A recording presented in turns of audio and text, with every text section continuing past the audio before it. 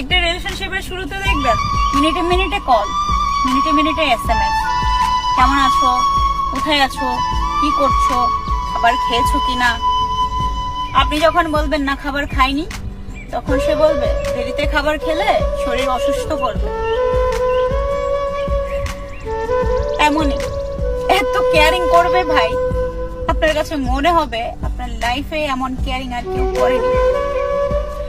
আবার সেই রিলেশনশিপটা যখন পুরনো হতে যাবে, কয়েক মাস কয়েক বছর কেটে যাবে, তখন দেখবেন সেই কেয়ারিংটা আর আগের জায়গায় নেই। আপনি তাকে যখন ফোন বা SMS করবেন, বলবে পরে কথা বলছি, SMS এর রিপ্লাইটা আর সাথে সাথে আসতেছে না, বলবে ব্যস্ত ছিলাম, একটা কাজ ছিল, অনেক বিজি ছিলাম। আপনার কাছে তার ব্যস্ততার মুহূর্তটাই তুলে ধরবে, আগের মতো সেই কেয়ারিং এর জায়গাটা আর থাকবে না আপনার প্রতি।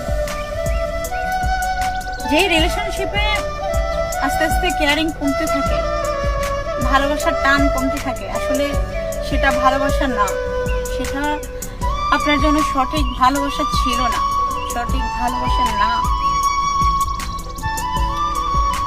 ভালোবাসা হওয়া উচিত এমন, যার সাথে আপনার পুরো লাইফ কেটে গেল, তার প্রতি আপনার কেয়ারিং, টান, ভালোবাসা, আবেগ, ভালোবাসা কোনোটাই কমতি থাকবে না। সেটাই হচ্ছে উপযুক্ত ভালোবাসা, সঠিক ভালোবাসা। আজকের দিনের ভালোবাসা টিভি সিরিয়ালের মতো, মিনিটে মিনিটেই চেঞ্জ হয়ে যায়। ভালোবাসা যদি বাঁচতেই হয়, ভালোবাসার মতো করে